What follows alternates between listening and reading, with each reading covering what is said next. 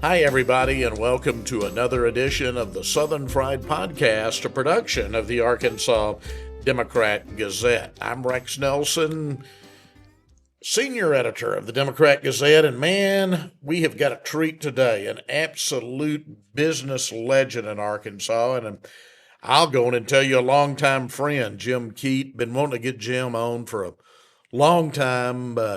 You stay busy, my friend. You're hard to land, but I finally got you landed for 30 minutes here.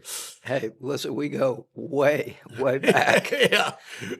Yesterday we were... Jim and I were in Republican politics when Republicans just weren't cool at all in Arkansas, right? Oh, man. Just looking We back could all name each other. There were so few of us. I was only the eighth Republican to be elected to the House since Reconstruction, and only the fifth to be elected to the Senate since Reconstruction. So there weren't many of us around. No, there really weren't.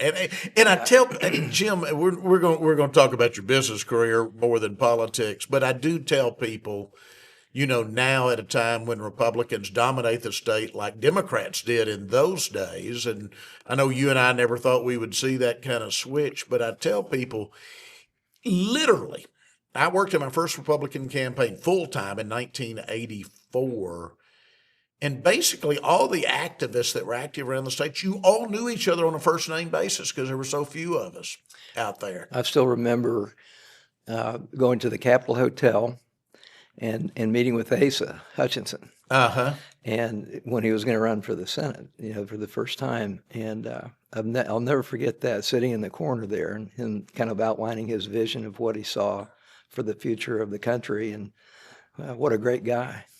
And we still are friends to this day. Yeah. I was speaking this was as recently as 1992, where things still had not taken off. So I'm speaking to the Pine Bluff Rotary Club back when it was a really big club, met at the convention center there. Right. And I said, you know, I'm glad to see my friend Jay Dickey here today, and he's running for Congress. And I'm so happy he is, because we need competition in this state. You know, right. We'd all preached that at the time. We need a two-party system. And then I went a little bit further, Jim, and I said, but I grew up in the 4th District of South Arkansas, and I'll never live to see a Republican congressman from South Arkansas. Jay wins on the same night Bill Clinton's elected president in 92. Until the day he died. You know how Jay would get onto something and not let go. And every time I saw him, he'd go, you remember that speech you gave at the Pine Bluff Rotary Club? And I said, yeah, Jay, you've only reminded me like 300 times about it.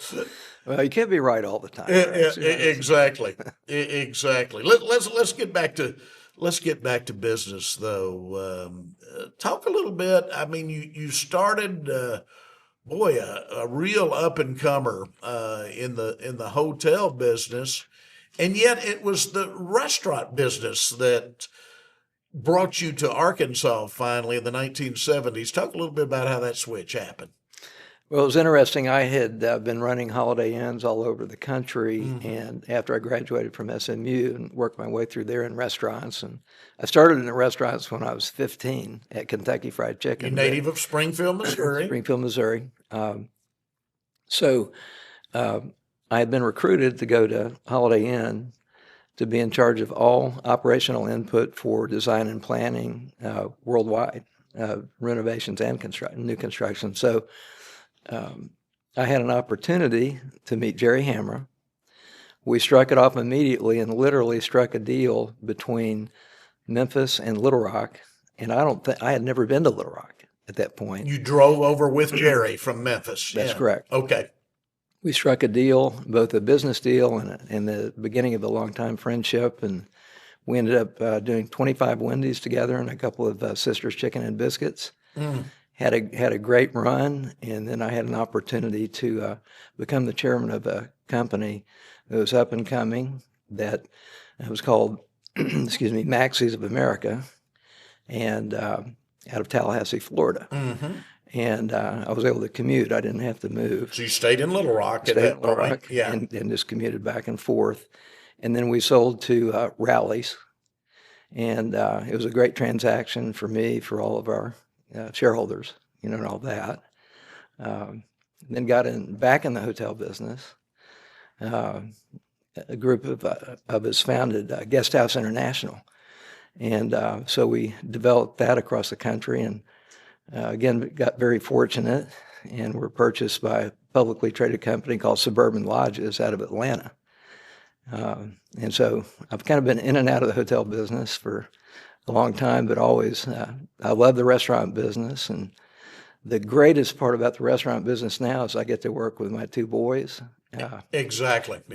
18 years together. Got three Keats running all these restaurants, now. Well, actually 4, because my sister-in-law runs Keet Advertising and does a great job for all 29 of our restaurants. Yeah, she's very special. Yeah. I want to back up in a minute and talk about kind of the overall picture and the brands that you have and your plans to expand those brands. But the thing that really propelled me to get you on now is I want to first talk specifically about the Breckenridge Village project that's becoming basically a midtown entertainment district, for lack of a better term. I know you still got some retail there and open to that and offices there and so forth. But that complex, which people of my age have, great memories of hanging out at John Barleycorn's, and going to movies, and people of my age, really good memories, and were really excited. But I was excited for a bigger reason, because I see it really is a catalyst for revitalizing a whole section of the state's largest city that needs to be revitalized and bringing people there again. So walk me through a little bit about how the whole Breckenridge project came about, and then we can talk about what we're seeing going on right now there. Well, Hank Kelly and I have been friends for many years. We'd only done business together one time, but in a smaller deal. But and then a guy that I've done a lot of restaurants with, Mike Bodner, got interested in this project. Bo Briggs and Hank at that point were pretty much in charge of what was going on, and were really looking to take a different direction. And so we all got together and decided to take a real leap of faith at that point, because there were just an awful lot of things that needed to be done. And so you mentioned an entertainment district, and kind of the vision was to create a sense of energy and a place where you want to go. Exactly. And have a lot of different choices and different cuisine and things like that, and then completely redoing the theater. So we looked at an awful lot of options. What happened to the theater is that the parent company went broke and declared bankruptcy, both in England and in Canada. So they kind of put the theaters in 3 pots. We definitely want to keep it, we might keep it, or we definitely don't. We were kind of in the middle, and they negotiated a bad deal. And we kind of told them to hit the road. And then we had a lot of different opportunities that could have helped, but we held out for the right opportunity. So the Shulman Group out of Weatherford, Texas, is going to be opening that theater, we hope, in about July or so. They've got virtually all the demo done now. They're spending millions of dollars redoing it with 8 perfect theaters. And in addition to that, a duck pin bowling on one side and an activity center on the other side, and a more robust menu. So it's going to be another really good addition. And we are now designated as an entertainment district. It is a true, like I said, catalyst for things in that whole part of town. Talk a little bit about the restaurant mix, and you've basically got ownership in most of these restaurants. So a little bit about the mix you did there, because it is quite the mix. It really is, and my oldest son Tommy has really been the tip of the spear on a lot of this. My big deal was kind of working with a banker that I trust to get it financed, and you wouldn't believe how quickly he got it done for us. David Straisley at Reliance deserves a lot of credit. And then also Chris Johnson, the president of First Financial. They have been wonderful partners on a variety of projects. So literally, we got a commitment in 3 days. Wow. Over a weekend. Wow. So they have been fantastic to deal with in every way. So, excuse me, as we tried to envision what this could look like and designated the spaces and what would really work, everything from walking through to the amphitheater. That's the only thing I designed in this whole thing, this the kind of the amphitheater. But Tommy took the initiative to get Waldo's, where we own part of that brand, and have locations in Arkansas as well as Oklahoma. So we got them on board, and he worked with Shelby Cotton to design that whole thing. Worked with the Jackson brothers, who are absolutely awesome, hardworking folks from Mount Fuji. We have a long-term relationship with Tony Villanati, so we got DeLuca's there, and again, in each of those, and also Flyway Brewery should be open in August or so. Great. But in all of those, we have a piece of the parent company, and the hope being, as an example with Waldo's, that ultimately we have 20 locations, in Arkansas and in Oklahoma. That's exciting. Yeah. Right. So Jack, who has done such a marvelous job on South on Main, with the route, decided to come along, and we don't own any of that. We just lease it to him, but he's doing great. Travis Hester is one of the investors, and he has Eat My Catfish. Eat My Catfish, right. Their sales are way up. That's great to hear. And so it's just really thriving, and we've just been very blessed, and especially around Easter, we're just very thankful that that things have gone so well. We're very and I know how much work's been involved. You're being nice because you say you've been very blessed. You were so blessed that one of the worst tornadoes in Little Rock history, your complex was ground zero for that 2 years ago. Oh my gosh. Yeah, it was pretty scary. It was March 31st, and there's kind of a funny story about that. Were you at your office when that? I was. Yeah. Go ahead. So I'm sitting in my office. It was 1:53. My sweet daughter-in-law I was telling you about that does such a great job on all of our advertising and all that, came into my office, and she said, "I'm a little concerned about the potential for this storm. I want to go pick up the kids." And she said, I gave one of those looks like, oh, another excuse to get out of here early, that kind of a deal. Yeah, yeah. And so I said, yeah, go ahead and go take care of the kids. So we cleared the office out. I was sitting there, and so at about 15 minutes later, I thought, I need to go check on my wife, just in case. I'm literally going west on Chenal Parkway. And see the tornado on the ground? The tornado is on the other side of the green space. Oh, yeah. Literally. Yeah. And I'm calling my wife saying, I'm looking at it, I'm passing by the tornado, heading in the other direction, heading east. And it hit so many of our restaurants, or we have an apartment complex and, different investments around Arkansas or Little Rock. So a friend of Tommy's sent him a picture from the Weather Service that showed the exact path of the tornado. And it had closed our Chenal store. It had narrowly missed Petite and Keet, but still did damage. We had to close there for a while. Then it went to Breckenridge. Then it went multiple of your projects. Then it went to Cantrell, to the Tzatziki's that on Cantrell. Yeah. And we have a video from what was Count Porcula of it going right towards that when it veered off, and then went to North Little Rock, and we had some damage. And so he sent this depiction and encircled it, kind of a parabolic deal, and he said, "This is the Keet redevelopment plan for 2024." So at any rate, it wasn't funny at the time, but that's a funny line now. Yeah. Well, we were so blessed. We had no injuries. Some damage, but not that much. And you must have you talk about your great bankers. You must have great insurance companies too, because it seemed like you all moved quickly. I saw work going on there pretty soon after the tornado. Yeah. Immediately. Well, let me put it this way: we're still talking to our insurance company, shall I say? Yeah. We wanted to do it right, irrespective of anything that we had not yet collected, which is significant.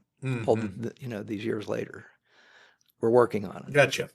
But it didn't slow us down in terms of our vision about what we wanted to create. So, again, we're just this Easter time, we're very thankful, mainly because none of our people got hurt. That's always our first concern. And in fact, at the Chenal Tzatziki's location, our area supervisor and at the time assistant manager literally pulled a woman and her daughter into the restaurant and went back into the walk-in because nobody would let them in. And they literally pulled them inside, and the daughter's shoes were sucked off. Wow. So we were lucky. Yeah. Yeah. I had, you talked about your Cantrell location. I had actually eaten breakfast in the Purple Cow location right down the street that was leveled in that tornado. Oh, yeah. The day before I had breakfast. Oh, really? Yeah. Yeah. In that, just the day before that was leveled. But you bounced back, and now we were recent Sunday night, and it was just packed. My son and my wife and I were in your Waldo's location there at Breckenridge. Your places, at least to the naked eye, you know the business numbers, but seem to be doing very well there right now. Again, we're very fortunate, but a friend of mine said a long time ago, the harder that you work, the luckier you'll get. And so, our whole je ne sais quoi, if you will, about what makes us different is that we all work our tails off. And we have been very blessed in having very low turnover. We have people that started out with us as a grill man that are now general managers of busy locations. And so we try to treat people properly, and we just have a credo about providing exceptional service and exceptional food every time without exception. We don't accept anything other than the best, and if we have a problem, we fix it. Yeah. With our guests. Yeah. You do have an amazing company. I will tell those of you listening to this podcast is back during the very heart of the pandemic, before there were any vaccines that have been developed yet. Jim calls me. My oldest son was back from law school. He has an autoimmune disease, and we were just being careful to an extreme, and an excited, you'll remember this, an excited Jim Keet calls me and says, look, you've got to come see this Cypress Social. This has turned out so well. And I said, Jim, I'm not going anywhere right now. I promised my wife. He said, no, you got to see it. We'll all mask up. You'll remember it. I came out and took a tour before you opened there. That's right. Well, we're actually going to open. Beautiful facility, beautiful restaurant, and obviously it's been a great success. But talk about going hard. Here's these guys doing it right during the heart of the pandemic. You were finishing that project. We actually opened on March, I believe it was March 18th, the Highway 10 Tzatziki's, right after all that hit, and we could only open with the drive-through. And Tommy had the guts, he and Jake, my youngest son, who's amazing. And again, very hard worker and so technically competent and helps us both on operations and everything else. But they're a great team to support what we do. But I mean, there were just some pretty tough times, having to close restaurants for a while because we were forced to. And one of the conversations that was the toughest I've ever had was talking to 62 employees at the Petite and Keet, and just tell them that we can't open right now, but we're going to reopen as soon as possible. We're going to rehire all of you, and we're going to do some good things for you while we're closed so that you can make your rent and that kind of thing. And so I'm proud of that. Yeah. So you've survived a pandemic. You have survived a tornado, and that's just in the last few years. So any business, there are ups and downs, and I know how hard the restaurant business is, but you have landed on some concepts that are just really popular. You mentioned you would like to grow. You said 20 Waldos in Arkansas and Oklahoma total? Yes. Well, 20 in each. Oh, 20 in each state? That's great. We've got a great partner in Oklahoma. And we actually have Tzatziki's and Waldo's in Oklahoma, and we have really good partners, separate partners in those brands. And so we want to do more Tzatziki's in Arkansas and over there. But How many tzatziki's do you have open now? we have 10. 10 of those. Okay. Yeah, 8 in Arkansas and 2 in Oklahoma. And then we have 3 Waldos in Oklahoma, and we have 4 here in Arkansas. Okay. 3 in Central Arkansas, and then 1 in Northwest Arkansas on Walton Avenue. Gotcha. So both of those appear to be on a growth trajectory right now. Yeah, absolutely. And we're really proud because we helped develop the Tzatziki's brand. When we got involved in it, there were 3 in Birmingham, and we were kind of asked to come along beside them and help them develop it. And so we're the largest franchisee, and they asked me then a bit later, excuse me, after I got my ass kicked running for governor. Yeah, not the first time. That's a good way to focus you back on business. That's right. That's right. Well, Ray Thornton kicked my ass, and then the most popular governor in America at the time did it second time. Yeah. So I'm definitely a recovering politician now. But at any rate, we have been very fortunate, and we just have such great people that we're surrounded by that take their business seriously and really care about their staffs. Yeah. So. I kind of think of myself, and I'm not a good cook, but I can eat, as you know, and I kind of think of myself as a foodie, like to write about restaurants, keep up. When I worked for the Delta Regional Authority in the Bush administration, our headquarters was in Clarksdale, Mississippi, and I'd spend several nights a week there. And just to get out of Clarksdale, I loved running over to Oxford and going to Square Books, which is my favorite bookstore in the country, but going to John Currance's restaurants, and that's where I first found Big Bad Breakfast. And my gosh, what a fan, because I go back to the original in Oxford.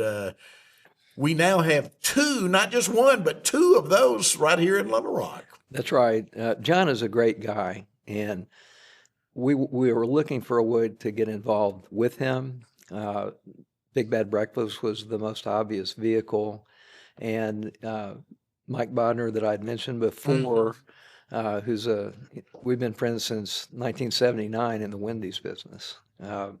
And Ben Brainerd got involved, and he's really the driving force in both the Big Bad Breakfast brand right now, as well as Waldo's in Central Arkansas. Gotcha. And just a great guy. Ben really is, yeah. Just first of all, a wonderful chef. He really understands food, but he's really good with his people, and he's in there working with them every day. And that's what we expect from all of our folks. I have everybody read a book that's called The 5 Steps of Leadership, and you can either force people to do what you ask them to do because they don't have a choice, or you can develop them over time so that they want to emulate you and do it because that's part of who they become. And that summarizes Ben and a lot of other people that, Mark Young and the Tzatziki's, Brent Lenners that is responsible for Petit and Keet, Cypress, and DeLuca's here. Just great people, and his wife Tyler is awesome. I mean, we're surrounded by really exceptional people. Well, you have set the example as far as knowing all your people, not being above any of them, willing to do everything that needs to be done. We were visiting recently, and I want you to tell the story. You left Little Rock for about 5 years, lived in Florida. You came back. You were CEO of the Barn Hills Restaurant Group. Talk about, because I love this story, and it shows me what a great business leader you are. But talk about embedding yourself in restaurants and them not knowing you're the CEO of the company. Well, and I just love that story. That brand had done very well, and it had a wonderful trajectory, and then all of a sudden it kind of flattened out and was not doing well. So I had been one of the people that helped found the company. It was a different company that we acquired, Barn Hills Detail, but I'd always been on the executive committee and all that, and they asked me to go take it over. And I said, well, I can't be the chairman and the president and CEO because I don't want to get distracted with board-related stuff. So but I want to really understand the business. So first thing I did was talk to my family, and I said, now, if things work out, I need to make sure you're okay with moving to Pensacola. And at the time, my youngest son, Jake, was midway through his junior year in high school. That's a tough age to remove. Cassie Yeah. was midway through freshman year. Yeah. So Tough they age said, again. oh, yeah, we'll go to Florida. That'll be fun. Until the day that I called them the day after Thanksgiving and said, we're moving to Florida. And they're like, no, no.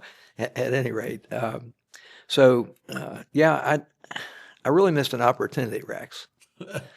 I could have been worth an awful lot of money right now if I had thought of this at the time. But the bottom line was I told the board what I wanted to do is embed myself with them thinking I was a manager trainee. Mm-hmm. So I spent about 3 months in Castleberry, in Orlando, Florida, in Jonesboro, Memphis. Everybody thought I was a manager trainee. And so one day, this really hardworking person who was responsible for the salad department in a restaurant that was about 12,000 feet, doing about over $5 million in sales. I mean, it was a good restaurant. Mm-hmm. I had worked my butt off that day. And so after about 12... Doing everything had to be done, yeah. I went to the restroom once and had some water. That was about it. And so after that long day, I walked up to her, and she was getting ready to leave. And I said, well, how'd I do today? She said, well, I would rather have some help than no help, and turned around laughing and walked off. So about 2 weeks later, I got the staff together, and I had a morning crew and a night crew. Right. I had 2 cakes made up. And the cake, I said, would you come on up here? Would you read this for me? She said, thank you for all of your help in training me over the last 3 months. Jim Keet, President and CEO. She goes, oh, Lord. So at any rate, we had a great relationship because I've always thought that if your people really know that you'll do anything that has to be done, yeah. Cleaning toilets, I'm an expert. Yeah. Mopping floors. Of course, right now, my sons will tell you the only thing I'm really good at is on the, the ass end of a mop, mopping, but I'm still pretty good at that. Yeah. I'm not a bad cook, but I'm not a chef. The good ones do. I'll mention a restaurant that's not your restaurant, but I remember shortly after the pandemic when everybody was still chronically understaffed. And I know staffing's still a big issue, but we're chronically understaffed. And I had somebody just amazed and said, I was in Corky's and Joe Klein was bussing tables. Oh, and yeah. I said, of course he was. That's what a good owner does when it has to be done. And just a good man too. Yeah, yeah. We're good friends. He's a great guy. We used to be neighbors. And Yeah. He's just a heck of a guy. And I could see that in a second, that would not be beneath him at all. If it had to be done, it was done. Right. Yeah. Of course, he has to bend over a little bit more to clean those tables than I do. Yeah, that is for sure. Now I'm running out of time, but I want to kind of finish up. I could go on and on talking about your career, but want to finish up where we kind of started, and that was with Breckenridge Village.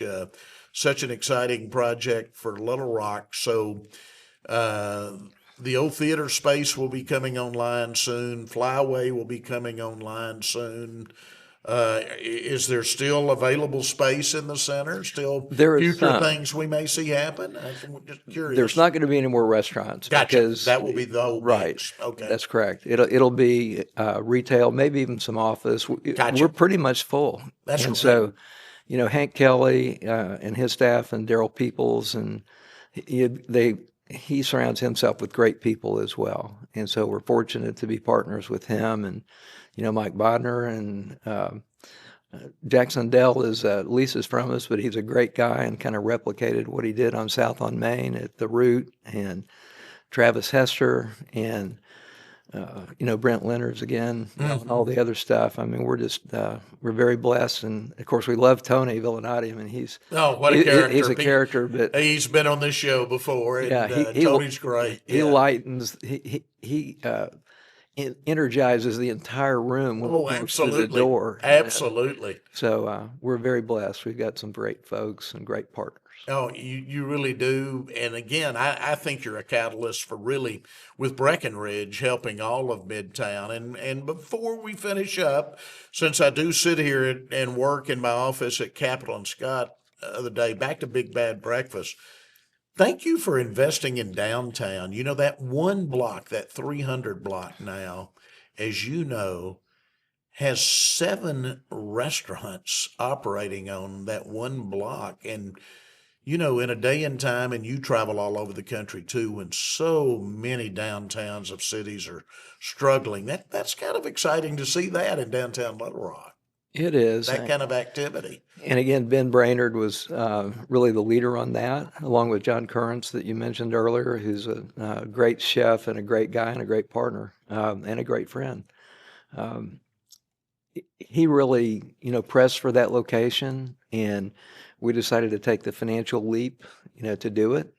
And we're a minority partner there, but our butts are on the line with everybody else on all the guarantees and all that. And we have an amazing manager there. His name is Dragana, and a great manager as well out at Bowman, whose name is Hines. And they work so hard, so they do us proud. And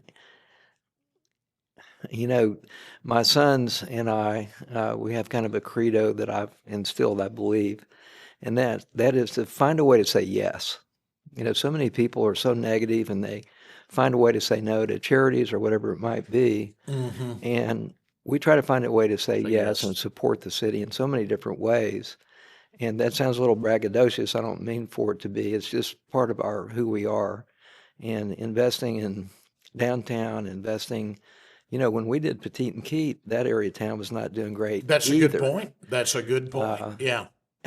And of course, Cypress Social, we basically tore it down and rebuilt it. The only thing that is left there is a concrete slab in the kitchen. You were down and at the slab cypress pretty much. wood. I remember you telling me that. Yeah, yeah. Yeah, so there's some funny stories about that. Even had to clean up the lake. It was muddy when you got there, wasn't it? Well, we had to deepen it. We've spent, I probably shouldn't say. More than you care to count. Yeah. My sons have something that they love to tell people. They say, I hate to hear my dad say the word cool, that I have a cool idea, because every time he says cool, It means expensive. it costs between between $1,000 and $1 million. So anyhow, just again, so blessed to be able to work with them. One more thing, and I keep thinking of things quickly, but as we're taping this, you've got to get to an advertising and promotion commission meeting. You're a longtime member there, and since we're talking about Big Bad Breakfast and that block with 7 restaurants, we talk about downtown. I know there are plans being worked on to refresh Market Hall and to kind of bring back the River Market District, and I think that's very important for Little Rock too. It is. What most people don't know is the Convention and Visitors Bureau doesn't just represent us nationally, internationally, and regionally. We also run everything. Yeah, unlike most ANPs across the country. Yeah. So we run. You're an operator. Robinson Auditorium, the Parking State House garages, Convention Center, all the parking garages, the Cromwell Building, River Market, the amphitheater, and the Ottenheimer Building. So you're a big we're real close. estate agency too. Yeah, basically. Yeah, exactly. So we're pretty, well, I hate to say pretty close. We have made a lot of progress to do some very exciting things, hopefully in the pretty near future. So, I was the chairman, I guess, for 7 years, and I kind of have a succession plan in place now. So I'm just on the finance committee, but I'm not the chairman anymore. So that's a good thing. Yeah, but no, it's a good thing that you're still involved, because I know you've got a vision for that. And we get a new exciting concept in those market halls. And again, I use that word catalyst that I use for Breckenridge and Midtown, but I think we see those empty spaces then begin to fill up again, That's up right. and down Well, Preston Clinton Avenue. That's right. Well, as an example, we're going to have a downtown visitor center that we're starting construction on here right away. Actually, have already kind of started, and so that's going to be a great thing for downtown as well. So we're putting our money where our mouth is. We're investing in the future of the city. And the good news is that we now did over $25 million in revenue last year. So we're up to about 190 employees in the CVB, and we're going to continue growing. Yeah. Well, Jim, thank you for not slowing down. And I'll just tell you, as a fellow Little Rock resident, please keep coming up with quote unquote cool ideas. And I'll tell Tommy and Jake, you find the millions to implement those cool ideas. Thank you. I appreciate that. They'll love hearing that. Thanks, Rex. It's always I put them on the spot. You keep coming up with ideas. They can find the financing for them. Hey, listen, they come up with plenty of great ideas too. So at any rate, it's always great to be with you. Thank you for the invitation. Jim. Thanks for your friendship. Jim Keet, our guest today. Thank you for joining us for another edition of the Southern Fried Podcast, a production of the Arkansas Democrat Gazette.